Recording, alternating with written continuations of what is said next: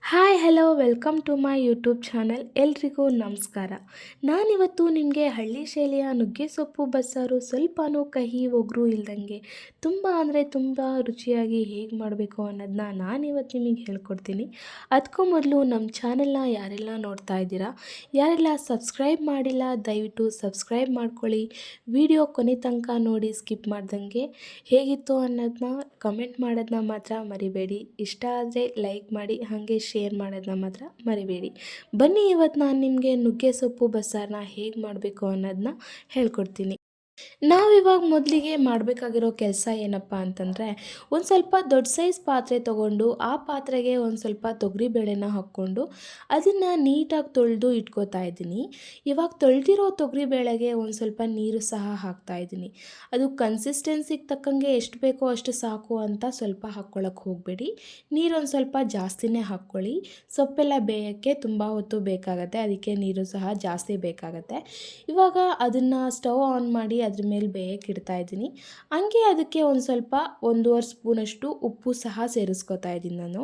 ಅದು ಬೇಯೋ ಅಷ್ಟರಲ್ಲಿ ನಾವಿವಾಗ ಒಂದು ಸ್ವಲ್ಪ ಮಸಾಲೆಗೆ ರೆಡಿ ಮಾಡ್ಕೋಬೇಕಾಗತ್ತೆ. ಟೊಮ್ಯಾಟೊ, ಬೆಳ್ಳುಳ್ಳಿ, ಒಣಮೆಣ್ಸಿನ್ಕಾಯಿ, ಈರುಳ್ಳಿ ಎಲ್ಲ ಕಟ್ ಮಾಡಿ ಸೈಡಿಗೆ ಇಟ್ಕೊಂಡಿದ್ದೀನಿ. ಇವಾಗ ಒಂದು ಬಾಣಲಿಗೆ ಒಂದು ಸ್ವಲ್ಪ ಕಡಲೆ ಬೀಜನ ಹುರ್ಕೋತಾ ಇದ್ದೀನಿ ನಾನು. ಕಡಲೆ ಬೀಜ ಎಲ್ಲ ಕಲರ್ ಚೇಂಜ್ ಆಗಿ ಘಮಟ ಬರೋ ತನಕ ಅದನ್ನು ನೀಟಾಗಿ ಹುರ್ಕೊಂಡು ನಂತರ ಅದೇ ಬಾಣಲಿಗೆ ಒಂದು ಸ್ವಲ್ಪ ಎಣ್ಣೆ ಹಾಕಿ, ತದನಂತರ ಅದಕ್ಕೆ ನೀಟಾಗಿ ಆವಾಗಲೇ ಕಟ್ ಮಾಡಿಟ್ಕೊಂಡಿರೋ ಅಂಥ ಟೊಮ್ಯಾಟೊ ಮತ್ತು ಈರುಳ್ಳಿ ಸಹ ಬೆಳೆಸ್ತಾ ಇದ್ದೀನಿ ನಾನಿವಾಗ. ಅದೆಲ್ಲ ನೀಟಾಗಿ ಫ್ರೈ ಆಗಬೇಕು. ಅಲ್ಲಿ ತನಕ ಎಣ್ಣೆಲಿ ಒಂಚೂರು ಫ್ರೈ ಮಾಡ್ಕೊಂಬಿಟ್ಟು ತದನಂತರ ನಾನು ಒಂದು 2ರಿಂದ 3 ಗಂಟಷ್ಟು ಬೆಳ್ಳುಳ್ಳಿನ ಸಹ ಸುಲ್ಕೊಂಡಿದ್ದೆ, ಅದನ್ನು ಸಹ ಸೇರಿಸ್ಕೊತಾ ಇದ್ದೀನಿ.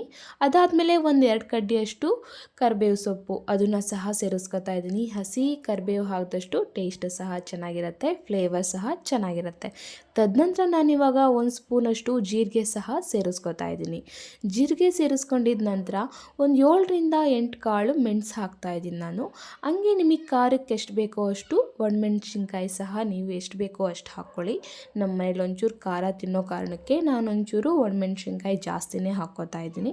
ಅದನ್ನೆಲ್ಲ ನೀಟಾಗಿ ಈ ಥರ ಫ್ರೈ ಮಾಡ್ಕೋಬೇಕಾಗತ್ತೆ. ನೀವೆಲ್ಲ ಟ್ರೈ ಮಾಡಿದಾಗ ಈ ಥರನೇ ಹುರ್ಕೊಂಡು ನೀಟಾಗಿ ಹಾಕ್ಕೋಬೇಕಾಗುತ್ತೆ. ಹಸಿದ ಯಾವತ್ತೂ ಸಾಂಬಾರಿಗೆ ಹಾಕೋಕ್ಕೆ ಹೋಗಬೇಡಿ, ಟೇಸ್ಟ್ ಚೆನ್ನಾಗಿರಲ್ಲ. ಅದಾದಮೇಲೆ ನಾನಿವಾಗ ಒಂದು ನಿಂಬೆಹಣ್ಣು ಗಾತ್ರದಷ್ಟು ಒಂದು ಸ್ವಲ್ಪ ಹುಣಸೆ ಹಣ್ಣು ಸಹ ಸೇರಿಸ್ಕೊತಾ ಇದ್ದೀನಿ. ತದನಂತರ ಇವಾಗ 1 ಕಪ್ ಆಗುವಷ್ಟು ಕೊಬ್ಬರಿನ ಸಹ ಸೇರಿಸ್ಕೊತಾ ಇದ್ದೀನಿ ನಾನು. ನಿಮ್ಮ ಮನೇಲಿ ಕೊಬ್ಬರಿ ಇಲ್ಲ, ನಮ್ಮ ಮನೇಲಿ ಕಾಯಿ ಇದೆ ಅನ್ನೋರು ಕಾಯಿನೇ ಹಾಕ್ಕೋಬೋದು. ಕೊಬ್ಬರಿಗಿಂತ ಕಾಯಿ ಹಾಕಿದ್ರೇ ತುಂಬ ಟೇಸ್ಟ್ ಚೆನ್ನಾಗಿರುತ್ತೆ. ಕಾಯೇ ಹಾಕ್ಕೊಳ್ಳಿ ನೀವು ಒಂದ್ಸಲ ಟ್ರೈ ಮಾಡಿದಾಗ. ತದನಂತರ ನಾನಿವಾಗ ಸ್ಟವ್ ಆಫ್ ಮಾಡಿದ್ದಾಗೈತೆ. ಸ್ಟವ್ ಆಫ್ ಮಾಡಿದ್ದಾದಮೇಲೆ ಈ ಥರ ಕೊತ್ತಂಬರಿ ಸೊಪ್ಪನ್ನ ನಾನು ಹಾಕ್ಕೋತಾ ಇರೋದು.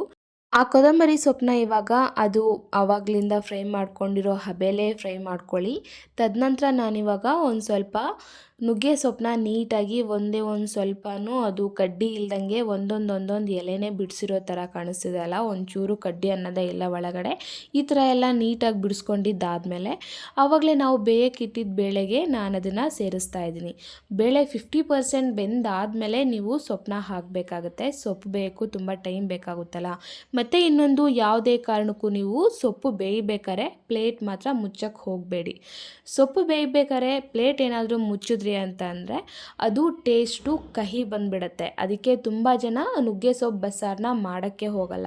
ನಾನು ಇವತ್ತು ಹೇಳ್ತಿರೋ ಥರ ಮಾಡಿದ್ರೆ ಯಾವುದೇ ರೀತಿಯಾಗಿ ಕಹಿ ಆಗಲಿ ಒಗ್ರಾಗಿ ಸಾಂಬಾರು ಇರಲ್ಲ. 3 ದಿನ ಇದನ್ನು ನೀವು ಇಟ್ಕೊಂಡು ಬಿಸಿ ಮಾಡು ತಿಂದರೂ ಸಹ ಒಂಚೂರು ಕಹಿ ಅನ್ನೋದು ಬರಲ್ಲ.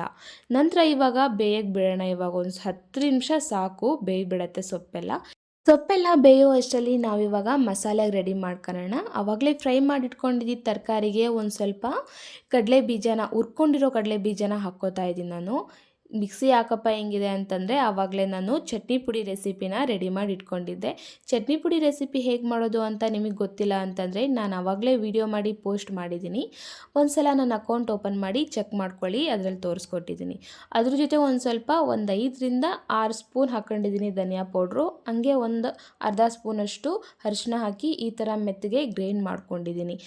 ಇವಾಗ ಬೆಂದಿರೋ ಸೊಪ್ಪು ಮತ್ತು ನೀರನ್ನ ಸೆಪ್ರೇಟ್ ಮಾಡಿ ಇಟ್ಕೊಂಡಿದ್ದೆ ನಾನು. ಆ ನೀರಿಗೆ ನಾವು ಆವಾಗಲೇ ಪೇಸ್ಟ್ ಮಾಡಿ ಇಟ್ಕೊಂಡಿರೋ ಅಂಥ ಮಸಾಲೆ ಬೆರೆಸ್ತಾ ಇದ್ದೀನಿ. ಈ ಥರ ಒಗ್ಗರಣೆಗೆ ಹಾಕಬೇಕಾದ್ರೆ ಮಸಾಲೆನ ಹಾಕಕ್ಕೆ ಹೋಗಬೇಡಿ. ಈ ಥರ ಮಾಡಿದ್ರೇ ಅದು ಕಹಿ ಒಗರು ಅನ್ನೋದು ಬರಲ್ಲ ಬಸ್ಸಾರು. ತದನಂತರ ಇವಾಗ ಒಂಚೂರು ಗಂಟಿಲ್ಲ ಅನ್ನೋ ಥರ ನೀಟಾಗಿ ಇದನ್ನು ಈ ಥರ ಎಲ್ಲ ಮಿಕ್ಸ್ ಮಾಡ್ಕೋಬೇಕಾಗತ್ತೆ. ಮೊದಲು ಇದಕ್ಕೆ ಇವಾಗ ಉಪ್ಪು ಖಾರ ಎಲ್ಲ ಕರೆಕ್ಟಾಗಿದೆಯಾ ಇಲ್ವಾ ಅನ್ನೋದನ್ನ ಒಂದ್ಸಲ ಚೆಕ್ ಮಾಡ್ಕೊಳ್ಳಿ. ನೀವು ಉಪ್ಪೇನಾದರೂ ಕಮ್ಮಿ ಇದ್ದರೆ ಒಂಚೂರು ಉಪ್ಪು ಹಾಕ್ಕೊಳ್ಳಿ. ಇವಾಗ ಬಸ್ಸಾರು ಒಗ್ಗರಣೆ ಹಾಕೋದಕ್ಕೆ ತಯಾರು ಮಾಡ್ಕೊತಾ ಇದ್ದೀನಿ. ಒಂದು ಪಾತ್ರೆಗೆ ಒಂದು 3 ಸ್ಪೂನಷ್ಟು ಆಯಿಲ್ ಹಾಕೋತಾ ಇದ್ದೀನಿ. ತದನಂತರ ಅದಕ್ಕೆ ಒಂದು ಸ್ವಲ್ಪ ಸಾಸಿವೆ, ಜಜ್ಜಿಟ್ಕೊಂಡಿರೋ ಬೆಳ್ಳುಳ್ಳಿ, ಒಂದು ಸ್ವಲ್ಪ ಒಣಮೆಣ್ಸಿನ್ಕಾಯಿ ಮತ್ತು ಕರಿಬೇವು ಸೊಪ್ಪು ಹಾಕ್ಕೊಬಿಟ್ಟು ಅದನ್ನು ನೀಟಾಗಿ ಫ್ರೈ ಮಾಡಿಕೊಂಡು, ತದನಂತರ ನಾವು ಆವಾಗಲೇ ರೆಡಿ ಮಾಡ್ಕೊಂಡಿದ್ದಂತಹ ಸಾರನ್ನ ಸಹ ಇದಕ್ಕೆ ಬಸ್ಸಾರು ಹಾಕ್ತಾಯಿದ್ದೀನಿ. ಒಗ್ಗರಣೆ ಹಾಕಿದ್ದಾದಮೇಲೆ ಅದನ್ನು ಒಂದು 5ರಿಂದ 10 ನಿಮಿಷ ಬೇಯಕ್ಕೆ ಬಿಡಿ ಸಾಕು. ಜಾಸ್ತಿ ಹೊತ್ತು ಬೇಯಕ್ಕೆ ಬಿಡಬೇಡಿ. ಅದು ನಾನು ಆವಾಗಲೇ ಹೇಳಿದ್ನಲ್ಲ, ಕಹಿ ಒಗರು ಅನ್ನೋದು ಬಂದ್ಬಿಡುತ್ತೆ. ಜಾಸ್ತಿ ಹೊತ್ತೇನು ಮಸಾಲೆ ಬೇಯೋ ತನಕ ಬೇಯಿದ್ರೆ ಸಾಕು. ಇವಾಗ ಸಾಂಬಾರು ರೆಡಿ ಆಗಿಬಿಟ್ಟೈತೆ. ಇವಾಗ ಆಫ್ ಮಾಡ್ತಾ ಇದ್ದೀನಿ ಸ್ಟವ್ನ. ನಾನು ಆವಾಗಲೇ ಮತ್ತೆ ಸೆಪ್ರೇಟ್ ಮಾಡಿಟ್ಕೊಂಡಿದ್ನಲ್ಲ ನುಗ್ಗೆ ಸೊಪ್ಪನ್ನ, ಅದಕ್ಕೆ ಚಟ್ನಿ ಪುಡಿ ಮತ್ತು ಒಂದು ಸ್ವಲ್ಪ 2ರಿಂದ 3 ಈರುಳ್ಳಿನ ಸಣ್ಣದಾಗಿ ಹಚ್ಚಿ ಇಟ್ಕೊಂಡಿದ್ದೆ. ಅದನ್ನು ಬೆರೆಸ್ತಾ ಇದ್ದೀನಿ ನಾನಿವಾಗ ಅದಕ್ಕೆ. ನಾನು ಆವಾಗಲೇ ಹೇಳಿದೆ ನಿಮಗೆ, ಚಟ್ನಿ ಪುಡಿ ರೆಸಿಪಿ ಹೇಗೆ ಮಾಡಬೇಕು ಅಂತ ಗೊತ್ತಿಲ್ಲದಲ್ಲ ಇರೋರು ನನ್ನ ಚಾನಲ್ನ ಒಂದು ಸಲ ಓಪನ್ ಮಾಡಿ ನೋಡಿ. ನಾನು ಆವಾಗಲೇ ಚಟ್ನಿ ಪುಡಿ ಹೇಗೆ ಮಾಡಬೇಕು ಅನ್ನೋದನ್ನು ಸಹ ಮಾಡಿ ಪೋಸ್ಟ್ ಮಾಡಿದ್ದೀನಿ. ಚಟ್ನಿ ಪುಡಿ ತುಂಬಾ ಸಿಂಪಲ್ಲಾಗಿ ಮಾಡ್ಬೋದು. ಟೇಸ್ಟ್ ಸಹ ತುಂಬಾ ಚೆನ್ನಾಗಿರುತ್ತೆ. ಅದು ರೈಸ್ಗೂ ಸಹ ಹಾಕ್ಕೊಂಡು ತಿನ್ಬೋದು. ನೀವು ಈ ಥರ ಚಟ್ನಿ ಪುಡಿ ಮಿಕ್ಸ್ ಮಾಡಿ ತಿನ್ನೋಕ್ಕೆ ಇಷ್ಟ ಇಲ್ಲ ಅನ್ನೋರು ಒಗ್ಗರಣೆ ಸಹ ಹಾಕ್ಕೋಬೋದು. ಒಗ್ಗರಣೆ ಹಾಕಬೇಕಾದ್ರೆ 1-2 ಮೊಟ್ಟೆ ಹೊಡೆದು ಹಾಕ್ಕೊಳ್ಳಿ. ಟೇಸ್ಟ್ ಇನ್ನೂ ತುಂಬ ಚೆನ್ನಾಗಿರುತ್ತೆ. ನಮ್ಮ ಮನೆಯಲ್ಲಿ ಚಟ್ನಿ ಪುಡಿ ಹಾಕಿದ್ರೇ ತಿಂತಾರೆ ಅನ್ನೋ ಕಾರಣಕ್ಕೆ ನಾನು ಚಟ್ನಿ ಪುಡಿ ಬೆರೆಸ್ತಾ ಇದ್ದೀನಿ. ತದನಂತರ ನಾನಿವಾಗ ಬಸ್ಸಾರಿಗೆ ಮುದ್ದೆನೇ ಚೆಂದ ಅಲ್ವಾ, ಅನ್ನ ತಿನ್ನೋದಕ್ಕಿಂತ ಮುದ್ದೆ ಮಾಡಿ ತಿಂದ್ರೇ ಸ್ಯಾಟಿಸ್ಫೈಡ್ ಆಗಿರುತ್ತೆ. ಮುದ್ದೆನೂ ಆಗಲೇ ರೆಡಿ ಮಾಡಿ ಇಟ್ಕೊಂಡಿದ್ದೀನಿ. ತದನಂತರ ನಾನಿವಾಗ ಮುದ್ದೆ ಜೊತೆ ಅದನ್ನು ಸರ್ವ್ ಮಾಡ್ಕೋತಾ ಇದ್ದೀನಿ.